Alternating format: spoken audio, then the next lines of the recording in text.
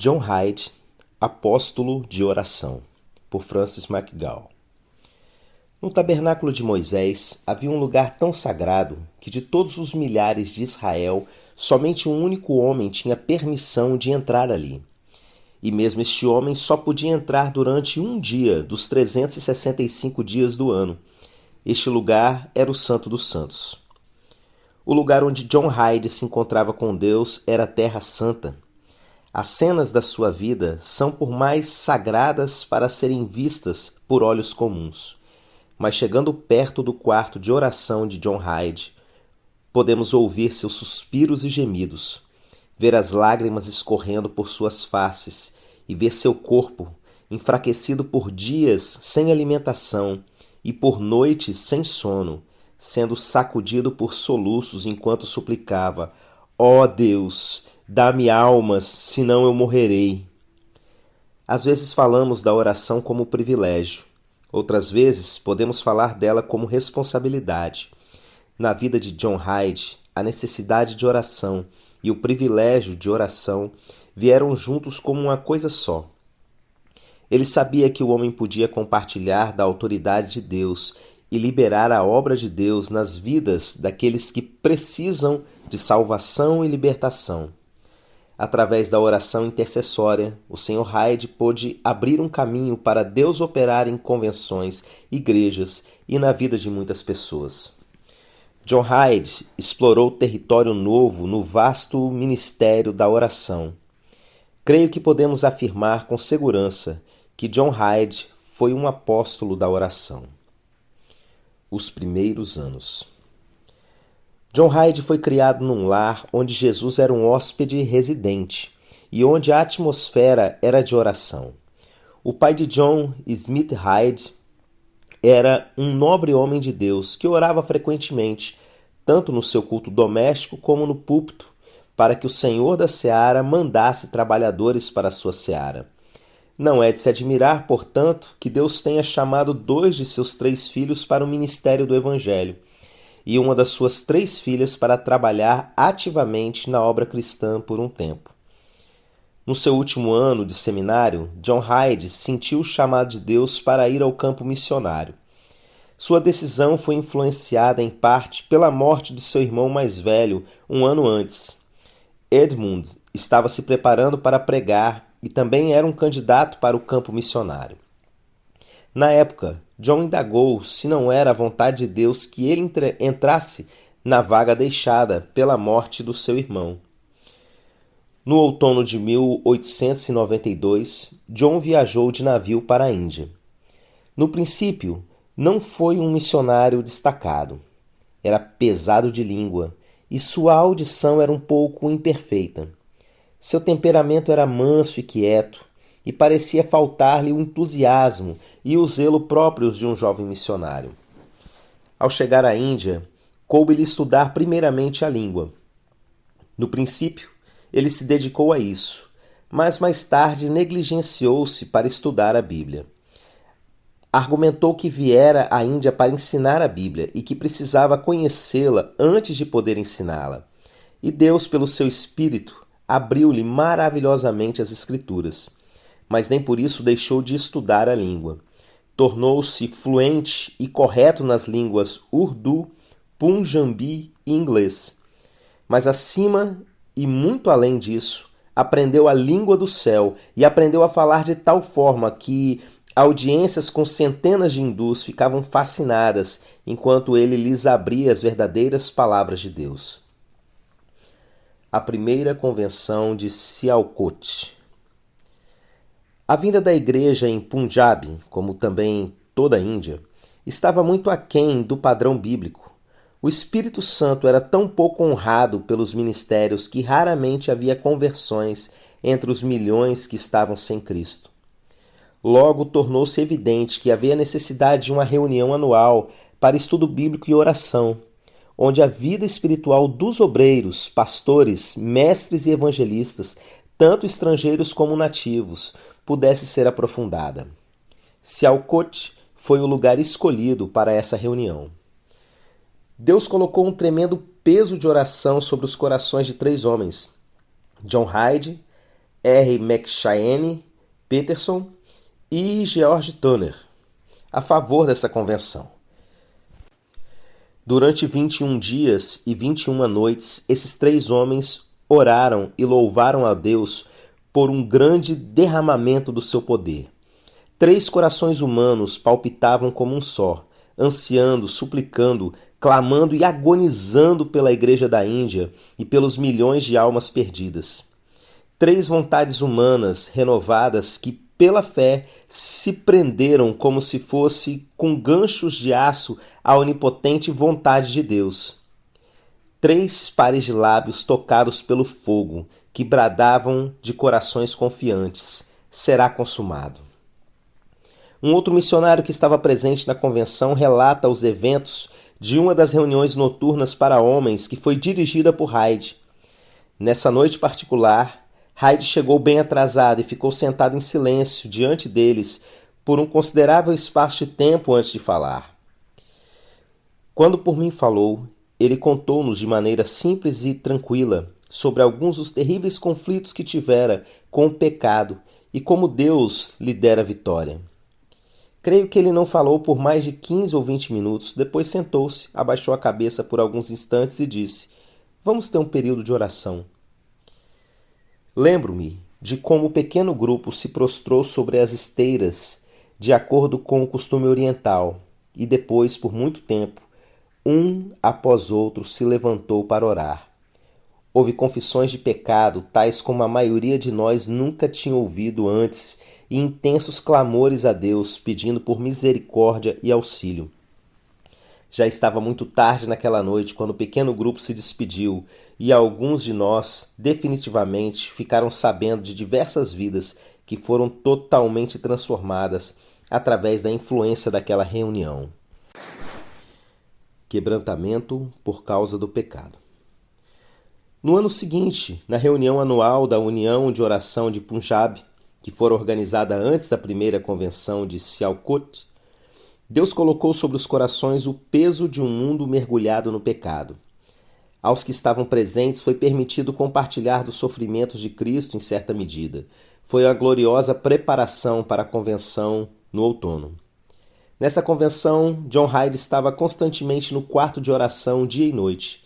Ele era o preletor principal e foi da comunhão com Deus que derivou seu poder para falar.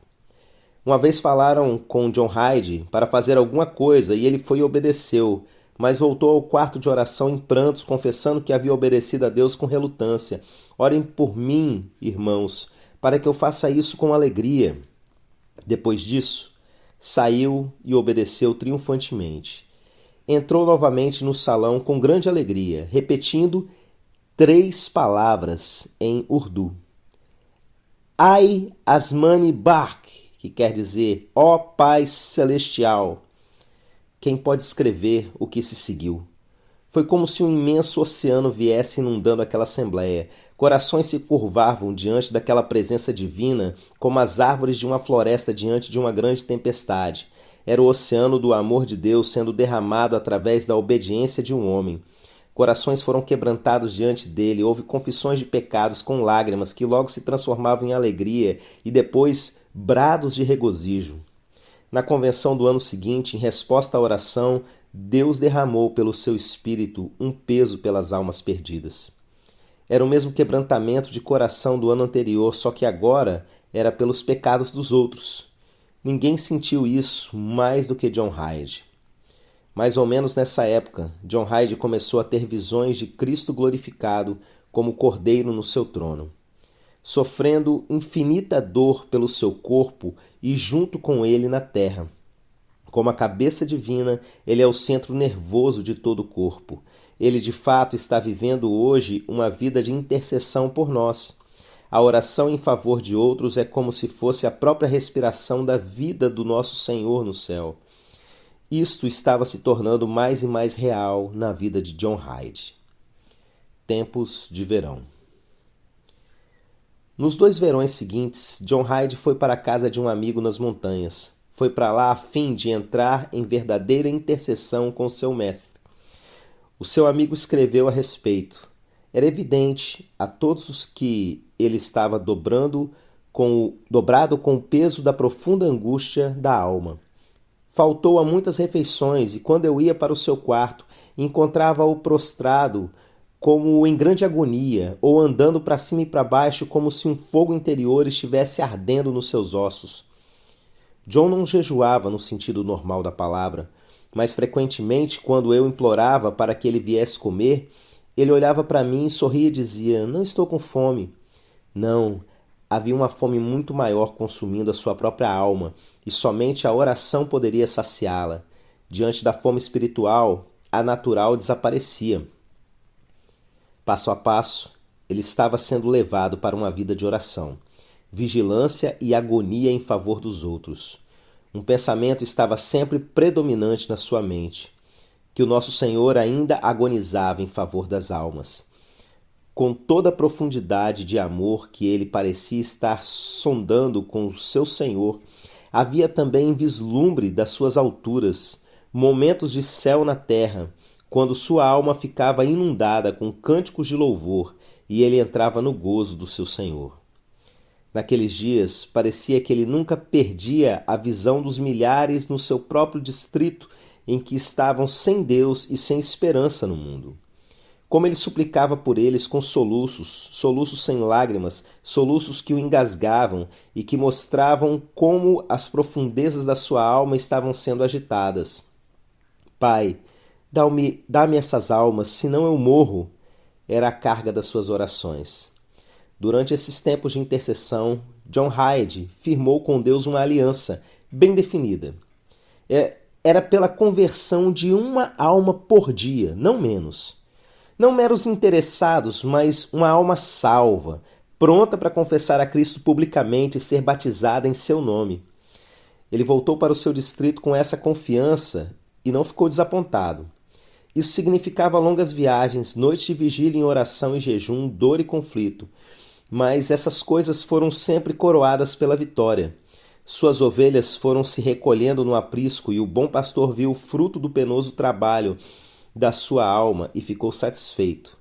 Quando chegou o fim daquele ano, mais de 400 almas foram recolhidas.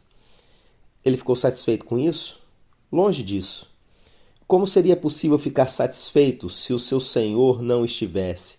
John Hyde parecia sempre estar ouvindo a voz do bom pastor que dizia: "Ainda tenho outras ovelhas, ainda tenho outras ovelhas." Não importava se ganhasse uma alma por dia, ou 2 por dia, ou 4 por dia, ainda continuava sentindo um anseio insaciável, uma paixão inextinguível pelas almas perdidas. Uma vida de oração. Na conferência do ano seguinte, John Hyde outra vez chegou a Deus com um pedido definido e importunador. Dessa vez ele queria 2 almas por dia. Nessa conferência, Deus o usou com mais poder do que nunca. Através dele, Deus revelou vislumbres do divino coração de Cristo partido por causa dos nossos pecados. Não precisamos ter o nosso coração partido, mas ter o coração partido de Deus. Não somos participantes dos nossos sofrimentos, mas dos sofrimentos de Cristo. Não é com as nossas lágrimas que devemos admoestar noite e dia, mas tudo vem de Cristo. A comunhão nos seus sofrimentos é o seu dom gratuito para ser recebido em simples fé. Peterson escreveu a respeito de John Hyde. Qual foi o segredo da vida de oração de John Hyde? Quem é a fonte de toda a vida? O Jesus glorificado. Como recebo esta vida dele, assim como recebi a sua justiça no início? Reconheço que não tenho nenhuma justiça de mim mesmo, somente trapos de imundícia, e em fé me aproprio da sua justiça. Agora me segue um duplo resultado. Quanto ao nosso Pai dos céus, ele vê a justiça de Cristo e não a minha injustiça. Um segundo resultado vem quanto a nós mesmos. A justiça de Cristo não só nos reveste exteriormente, mas entra no nosso próprio ser pelo seu Espírito, recebido por fé, e desenvolve a santificação em nós. Porque não podemos ser, mesmo com a nossa vida de oração. Lembremos-nos da palavra: por Cristo morreu por nós, e vivendo sempre para interceder por nós, isto é, no nosso lugar. Assim eu confesso as minhas orações sempre insuficientes, nem ouso chamá-las de vida de oração, e suplico baseado na sua intercessão incessante. Isso afeta o nosso Pai, pois ele vê a vida de oração de Cristo em nós e responde de acordo com ela, de forma que a resposta é infinitamente mais do que tudo quanto pedimos ou pensamos. Um outro grande resultado se segue. Nós somos afetados. A vida de oração de Cristo entre em nós e ele ora em nós. Isto é a oração no Espírito Santo. Esta é a vida mais abundante que o nosso Senhor nos dá. Ó que paz, que conforto! Não há mais necessidade de esforçar-nos para produzir uma vida de oração, falhando constantemente. Jesus entra no barco e a labuta cessa. E logo estamos na terra que era o nosso destino. Agora precisamos ficar quietos diante dele para ouvir a sua voz e permitir que ele derrame em nossa alma sua vida transbordante de intercessão, que significa literalmente encontrar-se face a face com Deus, verdadeira união e comunhão. John costumava dizer: quando nos mantemos perto de Jesus, é Ele quem atrai as almas a si mesmo através de nós. Mas é necessário que Ele seja levantado na nossa vida, isso é, temos de ser crucificados com Ele. Em alguma forma, é o que se levanta entre nós e Ele. E por isso, eu preciso ser tratado como Ele foi. O eu precisa ser crucificado. Somente então Cristo será levantado na nossa vida. E ele não pode deixar de atrair almas a si mesmo. Tudo isso é resultado da união e comunhão íntimas, ou seja, comunhão com ele nos seus sofrimentos. Alargando o seu coração. As 800 almas, desde a conferência do ano passado, não satisfizeram a John Hyde. Deus estava alargando seu coração com seu amor. Mais uma vez ele buscou a Deus com santo desespero. Finalmente obteve a segurança de ganhar 4 almas por dia. Nos dias em que 4 almas não foram recolhidas para o aprisco, de noite havia tamanha carga no seu coração que se transformava em verdadeira dor, sendo-lhe impossível comer ou dormir. Então, em oração, ele pedia ao Senhor para lhe mostrar que obstáculos na sua vida estavam impedindo a bênção. Invariavelmente ele descobria que era a falta de louvor na sua vida. Assim, ele trocava suas cinzas pela grinalda de Cristo, seu pranto pelo óleo de alegria de Cristo, seu espírito angustiado pelas vestes de louvor de Cristo. Enquanto ele louvava a Deus, as lamas vinham e os números que faltavam eram completados. Nota, acho que há um erro de digitação aqui, as almas vinham a ele e os números que faltavam eram completados. E ainda mais profundo, ele caminhou com Cristo para a penumbra no jardim. A oração tomou agora a forma de confessar os pecados de outros e tomar o lugar daqueles pecadores, como faziam tantos profetas na antiguidade. Ele estava carregando os pecados de outros sozinho com o seu Senhor e Mestre. Levai as cargas uns dos outros e assim cumprireis a lei de Cristo. Gálatas 6:2. De acordo com essa lei, devemos entregar a nossa vida pelos irmãos. Era isso que John Hyde estava fazendo. Aproximadamente nessa época em que a confissão dos pecados de outros estava se apossando do coração de John Hyde, ele aprendeu uma lição muito solene. O pecado de achar defeitos nos outros, mesmo ao orar por eles.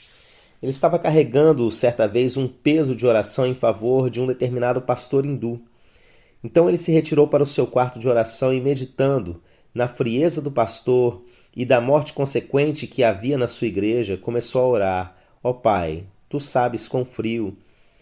Mas era como se um dedo fosse colocado nos seus lábios, de modo que não podia falar o que pretendera, e uma voz disse no seu ouvido: quem nele tocar, toca na menina do meu olho. Hyde clamou em angústia: perdoa-me, Pai, pois tenho sido um acusador dos irmãos diante de ti. Ele reconheceu que na vida de Deus ele deveria contemplar tudo que é amável. Entretanto, ele também queria contemplar tudo que é verdadeiro. Foi-lhe revelado que o verdadeiro deste versículo se limita para aquilo que é ao mesmo tempo amável e verdadeiro, que o pecado dos filhos de Deus é efêmero.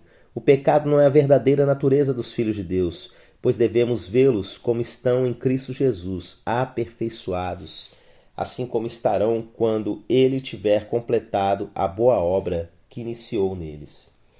Então, John pediu ao pai que lhe mostrasse tudo que merecesse louvor na vida daquele pastor. Ele foi lembrado de muita coisa pela qual poderia agradecer a Deus de coração e assim passou o seu tempo em louvor. Este foi o caminho para a vitória. O resultado? Logo depois ficou sabendo que o pastor recebeu na mesma época um grande reavivamento e estava pregando com fogo. Queimando por Cristo. John Hyde foi conclamado para auxiliar em avivamentos e conferências em Calcutá, Bombaim e muitas outras cidades maiores. Um amigo escreve a respeito dele durante uma dessas reuniões. Ele permaneceu conosco durante quase 15 dias e durante todo esse tempo estava com febre. Mesmo assim ministrou nas reuniões normalmente e como Deus nos falou através dele, apesar de fisicamente não ter condições de fazer nada. Naquela época fiquei doente por vários dias, a dor no meu peito me manteve acordado por diversas noites. Foi então que notei que o Sr. Hyde estava fazendo no seu quarto em frente ao meu. Eu podia ver o clarão da luz elétrica quando ele saía da cama e a acendia. Observei-o fazer isso às 12 horas, às 2, às 4 e depois às 5. Daquela hora, a luz permanecia acesa até o amanhecer. Nunca me esquecerei das lições que aprendi naquela época. Eu já havia orado pelo privilégio de esperar em Deus nas horas da noite? Não. Isso levou-me a pedir esse privilégio ali mesmo.